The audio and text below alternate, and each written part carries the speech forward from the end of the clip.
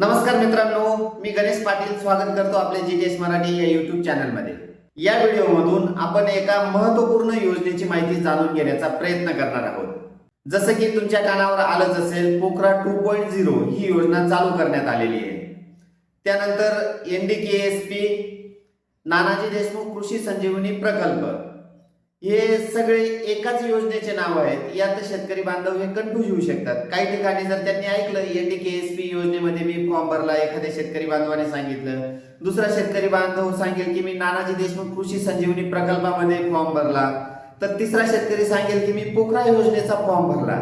तर यात कन्फ्यूज होण्यासारखं काहीच नाही। हे तिन्ही योजनेचे नाव एकच आहे, म्हणजे ती तिन्ही योजना या एकच आहेत, पोखरा, एनडीकेएसपी आणि नानाजी देशमुख कृषी संजीवनी प्रकल्प।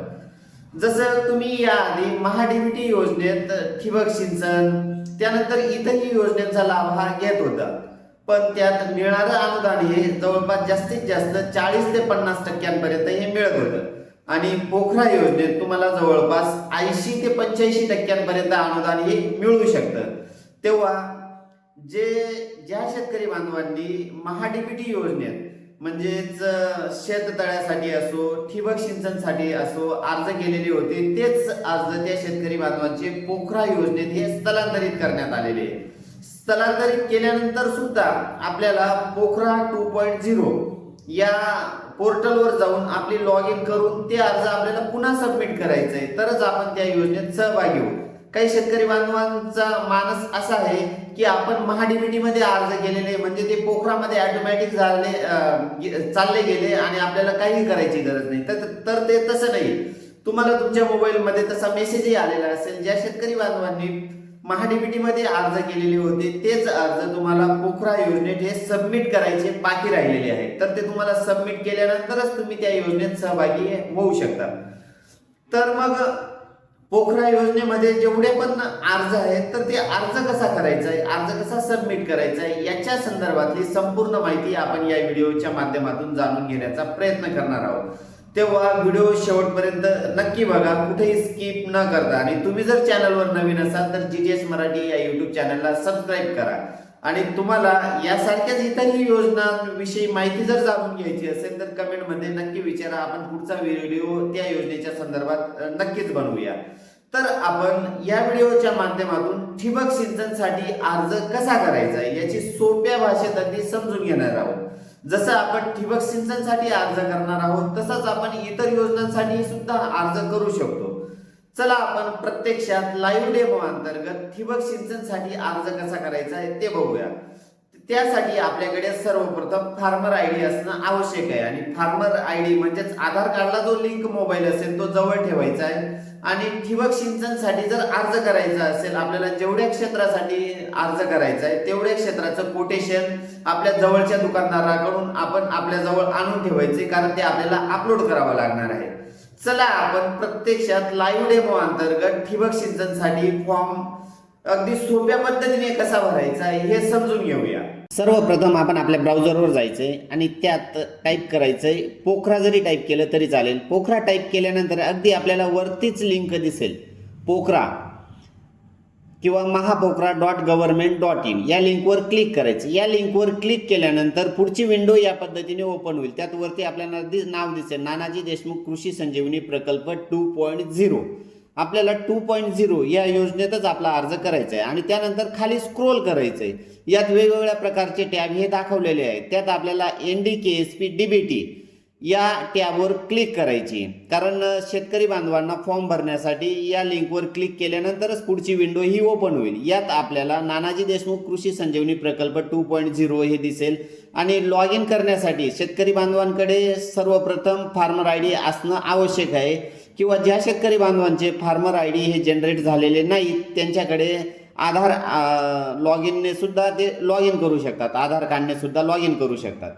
सुरुवातीला सर्वप्रथम आपण या ठिकाणी आपल्याकडे असणारा फार्मर आयडी टाकायचा आहे आणि फार्मर आयडी टाकल्यानंतर खाली एक आपल्याला एक प्रकारे गणितच दिलेलं असेल, त्यांची बेरीज करून या कॉलममध्ये टाकायचं आहे। म्हणजे प्रत्यक्ष मनुष्यचलितच हा फॉर्म भरतोय असा त्याचा अर्थ आहे। कोणी रोबोट वगैरे हे हाताळत नाही ना पोर्टल, यासाठी आपल्याला ते गणित करून सत्यापित करायचे. सत्यापित केल्यानंतर आपला जो आधार कार्डला जो लिंक मोबाईल असेल त्याच्यावर एक OTP पाठवण्यात येईल. त्याच्यावर OTP आल्यानंतर या ठिकाणी आपल्याला तो 6 अंकी OTP आपल्याला टाईप करायचा आहे. त्यात काही वेळेस OTP यायला उशिरी लागतो किंवा काही वेळेस आला तर लगेच येऊ शकतो. तो आल्यानंतर या ठिकाणी टाईप करून तो लॉग इन करायचे. लॉग इन केल्यानंतर पुढची विंडो आपल्या समोर ओपन होईल. या ठिकाणी आपलं नाव दिसेल आणि आपला आधारचा जो फोटो असेल तो दिसेल आणि आपण जर काही त्या ठिकाणी अर्ज केलेले आहेत किंवा नाही, एकूण अर्ज, प्रक्रियेत असलेले अर्ज, परत आलेले अर्ज, रद्द केलेले अर्ज, पूर्वसंमती जर असेल तर पूर्वसंमती आपण इथून काढू शकतो, अनुदान वितरण झालेले आणि इतरही ती माहिती दिसते. त्यानंतर आपण प्रोफाईलवर जर क्लिक केली तर या ठिकाणी आपल्याला वैयक्तिक माहिती या ठिकाणी दिसेल. तुमचे प्रोफाईल जर क्लिअर असेल तर ठीक आहे, नाहीतर मग या ठिकाणी आपल्याला कोणतंही अपंगत्व असेल तर आपण या ठिकाणी जर होय म्हटलं तर त्या ठिकाणी आपल्याला ते अपंगत्वाचं प्रमाणपत्र हे अपलोड करावं लागेल. जर नाही असेल तर नाही म्हणायचं. आणि जात प्रवर्ग आपल्याला SC किंवा ST जर असेल तर SC ST प्रवर्ग निवडून आपण ते सुद्धा आपल्याला ते प्रमाणपत्र अपलोड करावं लागेल. किंवा इतरमध्ये असेल तर आपण इतर हे सिलेक्ट करायचं. इतर सिलेक्ट केल्यानंतर या ठिकाणी आपल्याला प्रोफाईल अपडेट करा हे टॅब आपल्याला दाखवण्यात आलेलं आहे. त्या ठिकाणी प्रोफाईल अपडेट केल्यानंतर आपण त्यानंतर पुढे जा या टॅबवर आपण क्लिक करायचं आहे. पुढे जा टॅबवर क्लिक केल्यानंतर पुढची विंडो आपला पत्त्याविषयी माहिती त्या ठिकाणी दिलेली असेल. त्या ठिकाणी पण आपल्याला बाकीची महाराष्ट्र आणि जिल्हा ऑटोमॅटिक आलेला असेल. त्यानंतर आपला पत्ता काही चेंजेस असेल, चेंजेस करून तो संपादित करायचा आहे. त्यानंतर पुढे जा. पुढे जा गेल्यानंतर आपले फार्मर आयडीला जेवढे उतारे हे लिंक असतील तेवढे आपल्याला या ठिकाणी या पद्धतीने दिसतील. त्या ठिकाणी पाण्याचा स्रोत आणि ऊर्जा स्रोत जर आपण निवडलेला नसेल तर त्या ठिकाणी पाण्याच्या स्रोतसाठी आपल्याकडे विहीर आहे का ते सिलेक्ट करून घ्यायचं. आणि ऊर्जा स्रोतसाठी आपण सौर ऊर्जा वापरतो की इलेक्ट्रिक वापरतोय ते त्या ठिकाणी निवडून घ्यायचं. तरच आपण पुढच्या बाबींसाठी अर्जही करू शकता. त्यानंतर आपण नवीन बाबींसाठी अर्ज करा, ही सगळ्यात महत्त्वाची गोष्ट आहे. या ठिकाणी आपल्याला क्लिक करायची. या ठिकाणी क्लिक केल्यानंतर या पद्धतीच्या या सर्व योजना सध्या तरी आपल्याला पोखरा योजनेत आहेत. त्यासाठी आपण सूक्ष्म सिंचन योजनेत येऊ. त्यात आपल्याला ठिबकसाठी अर्ज करायचा आहे म्हणून इथून ठिबक सिंचन निवडायचं आहे.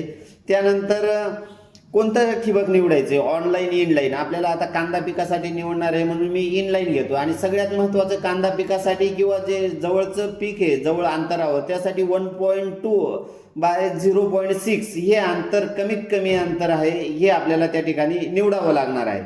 ते निवडल्यानंतर पुढे जा या टॅबवर आपल्याला क्लिक करायचं आहे. पुढे जा टॅबवर क्लिक केल्यानंतर ह्या काही सूचना आपल्याला दिलेल्या आहेत. त्यानंतर आपण पुढे जा टॅबवर क्लिक करायचं आहे. पुढे जा टॅबवर क्लिक केल्यानंतर आपली पूर्ण माहिती या ठिकाणी आपल्याला दिसणार आहे. आपलं क्षेत्र कोणतं, आपला गट नंबर वगैरे सगळं या ठिकाणी दिसेल. आपल्याला आता जेवढ्या क्षेत्रासाठी ठिबक करायचं आहे ते आपल्याला या ठिकाणी ते खाली स्क्रोल करून ते निवडायचं आहे. समजा 1 हेक्टर असेल, 2 हेक्टर असेल तर या ठिकाणी ते हेक्टर टाकायचे. आणि गुंठ्यामध्ये जर अंतर टाकायचं असेल तर या 2 नंबरच्या कॉलममध्ये आपण टाकू शकतो ते. आता माझं 1 हेक्टर आहे म्हणून मी 1 हेक्टर टाकतोय. 1 हेक्टर दुसऱ्या कॉलममध्ये 0. आणि आपण जे कोटेशन आणलेलं आहे दुकानदाराकडून ते आपल्याला अपलोड PDF या टॅबवर क्लिक करून ते स्कॅन करून ठेवलेले आहे मी. ते सिलेक्ट करायचं आहे. तिथून सिलेक्ट केल्यानंतर आपल्याला ते अपलोड करायचं आहे. या पद्धतीने आपण ज्या ब्राउझरमध्ये ज्या फोल्डरमध्ये ठेवलं असेल ते तिथून निवडायचं आहे, ओपन म्हणायचं आहे आणि पुढे जा या टॅबवर आपण क्लिक करायचं आहे. अपलोड केल्यानंतर पुढे जा टॅबवर क्लिक केल्यानंतर आपण ते एकदा व्ह्यू कोटेशनच अपलोड केलं आहे का ते एकदा चेक करून घ्यायचं आहे.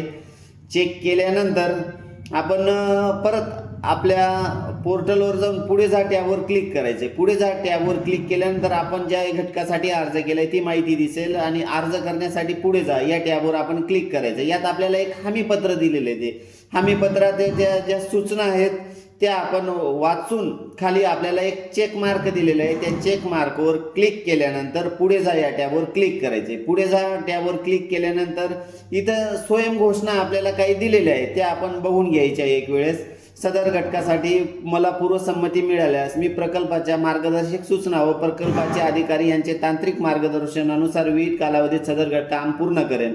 सदर घटनाचे काम पूर्ण केल्यानंतरच खरेदी केल्यानंतर मी प्रतिपूर्ती स्वरूपात अनुदान मिळण्याकरिता पात्र राहील. मी जर सदर घटकाचे काम पूर्ण खरेदी केली नाही तर मी अनुदाना मिळवण्यास पात्र राहणार नाही, पूर्वसंमती मिळण्यापूर्वी झालेल्या कामासाठी मला अनुदान मिळणार नाही, प्रकल्पाअंतर्गत लाभ घेणं माझ्याकडून फसवणूक किंवा खोटी माहितीही देणार नाहीत.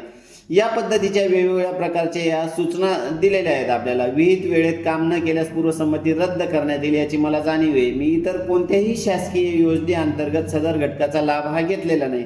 मी घोषित करते की सदर अर्जामध्ये नमूद केलेली सर्व माहिती विश्वासानुसार सत्य व अचूक आहे. या सर्व सूचना या पद्धतीने दिलेल्या आहेत. त्यानंतर आपल्याला सर्व ठिकाणी चेक मार्क लावायचा आहे. चेक मार्क लावल्यानंतर सबमिट करा या टॅबवर आपल्याला क्लिक करायची. सबमिट करा या टॅबवर क्लिक केल्यानंतर या पद्धतीची पुढची विंडो आपल्याला दिसेल. त्यात आपण आपला अर्ज प्रिंट करा किंवा डाउनलोड करा या बटनावर क्लिक करून या पद्धतीने सुद्धा आपण अर्ज बघू शकतो. या पद्धतीने आपण अगदी सोप्या पद्धतीने अर्ज कसा करायचा याची संपूर्ण माहिती आपण या व्हिडिओमधून बघितलेली आहे.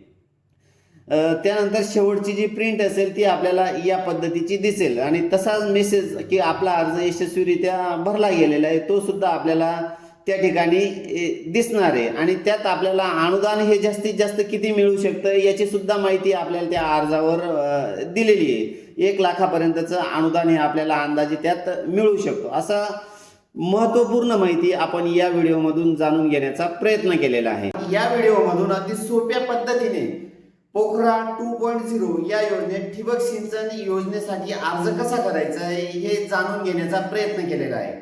तुम्हाला माहिती आवडल्यास इतरही आपल्या शेतकरी बांधवांपर्यंत हा व्हिडिओ शेअर करा आणि लाईक कमेंट करायला विसरू नका मित्रांनो.